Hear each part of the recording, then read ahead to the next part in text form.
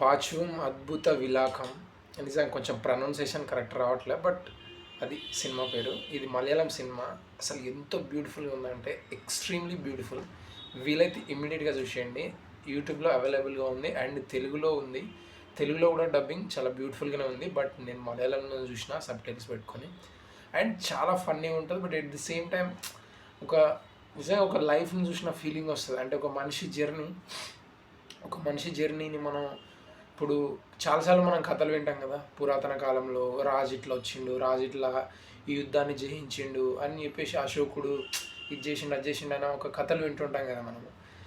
ఈ కథ చూస్తున్నప్పుడు నిజంగా అట్లా అనిపించింది నాకు. అది నిజంగా అసలు very beautiful and super brilliant story అనమాట. సినిమా మెయిన్ కథ ఏంటిదంటే మలయాళంలో ఉన్న ఒక పర్సన్ బాంబేకి వచ్చేసి తన ఆయుర్వేదం వ్యాపారం పెట్టుకుంటాడు అనమాట ముంబైలో. సో అక్కడ ముంబైలో చాలా పెద్ద కస్టమర్స్ ఉంటారు కదా, అతనికి ఒక రెగ్యులర్ కస్టమర్ ఉంటాడు. అతను చాలా రిచ్ పర్సన్ అనమాట. తన మదర్కి ఒకటే కోరిక ఏంటంటే, ఆ రిచ్ పర్సన్ మదర్కి కోరిక ఏంటిదంటే ఒక ఇంట్లో పని మనిషి అమ్మాయిని చదివిస్తూ ఉంటుంది. బట్ ఆ అమ్మాయిని వీళ్ళు తీసుకెళ్ళిపోతారు అనమాట, వాళ్ళ తల్లిదండ్రులు రియల్ పేరెంట్స్ తీసుకెళ్ళిపోతారు. సో ఈ ఆయుర్వేదం అమ్ముకునే పర్సన్ ఉంటాడు కదా, అతను ఏమంటారు ఒక సిచ్యువేషన్లో వాళ్ళ మమ్మీని వాళ్ళ ఊరు నుంచి ముంబైకి తీసుకోవాల్సిన ఒక సిచ్యువేషన్ ఏర్పడుతుంది అనమాట. అట్లా ముంబైకి తీసుకొస్తున్న దారిలో రిచ్ పర్సన్ వాళ్ళ మదర్ ఉంది కదా, ఆ అమ్మాయి గోవాలో దిగిపోతుంది. గోవాలో దిగి ఆ అమ్మాయికి హెల్ప్ చేద్దామని చెప్పేసి వెళ్తుంది అనమాట. బట్ ట్విస్ట్ అక్కడే ఉంటుంది. ఆ ముసలామె రిచ్ పర్సన్ వాళ్ళ మదర్ ఎవరైతే ఉన్నారో ఆ అమ్మాయి చిన్న పాపని తీసుకెళ్దామని వస్తే అది అవ్వకుండా హీరో వాళ్ళ మదర్ని ఆ రిచ్ పర్సన్కి అప్పగించేస్తాడనమాట. సో అప్పుడు ఆ రిచ్ పర్సన్ మదర్ ఏం చెప్తాడంటే హీరోతో, నువ్వు కనుక ఆ అమ్మాయిని తీసుకొని వచ్చి ఇస్తే, నువ్వు ఉంటున్న షాప్ ఏదైతే ఉందో అది రెంట్ కదా, హీరో రెంటు ఎలాగో అక్కడ సర్వే అవుతున్నాడు. సో ఆ షాప్ నీ పేరు మీద రాసేస్తా, బట్ ఆ అమ్మాయిని తీసుకురా అని చెప్పేసి ఛాలెంజ్ చేస్తుంది అనమాట.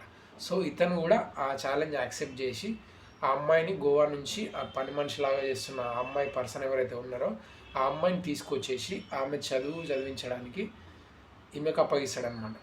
సో ఇది స్టోరీ అనమాట. సింపుల్గా చెప్పాలంటే ఒక మనిషి జర్నీ లాగా అనిపిస్తుంది. అండ్ ఎక్కడ కూడా ఏదో క్లాస్ వీక్తున్నట్టు ఏదో లెక్చర్ ఇస్తున్నట్టు అస్సలు ఉండదు, అసలు జీరో.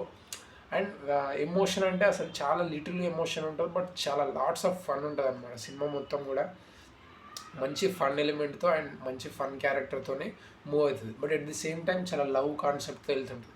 ఎందుకంటే హీరోకు మ్యారేజ్ అవ్వదు కాబట్టి అతనికి గోవాలో సాయం చేస్తున్న ఒక అమ్మాయి ఉంటుంది. ఆ అమ్మాయి కూడా చాలా బ్యూటిఫుల్గా ఉంటుంది. సో అట్లా లింక్డ్ అప్ అవుతూ ఉంటాయి స్టోరీస్ కూడా.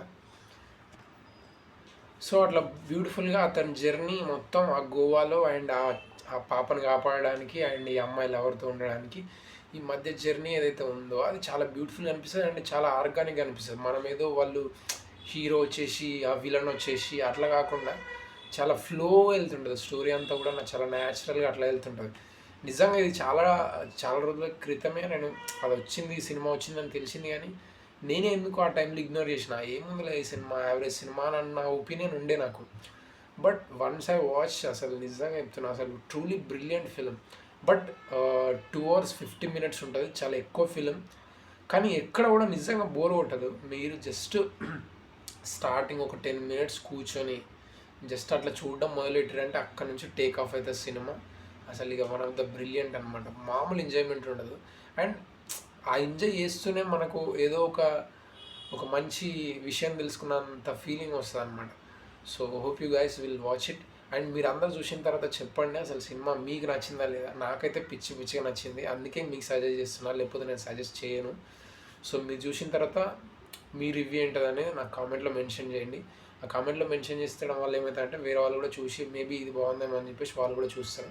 కొన్ని ఇలాంటి సినిమాలు చూసినప్పుడే మనకు లైఫ్ అంటే ఏంది, మన లైఫ్లో జరుగుతున్న విషయాలు ఏంటిది అని ఒక పోల్చుకోవడానికి ఫిలిమ్స్ అనేవి one of the best examples. Recent టైంలో చాలామంది బుక్స్ చదవడం అది లేదు కాబట్టి ఫిలిమ్స్ అనేది one of the best things. నాకు తెలిసి వరల్డ్లో ఉన్న బెస్ట్ థింగ్ ఏదన్నా ఉందంటే అది మూవీస్ అనమాట. సో మూవీస్ చూసి కూడా ఒక బుక్ చదివినంత జ్ఞానం ఏదైతే ఉందో, జ్ఞానం వైన్ లాంటిది అని అంటారు చూసినా, సేమ్ సినిమా అనేది కూడా one of the beautiful thing అనమాట. Just watch this film and you will love it, that's for sure thing. చూసిన తర్వాత మాత్రం కామెంట్ మెన్షన్ చేయడం మాత్రం మర్చిపోకండి. So that's it. Thank you for watching. Please do subscribe.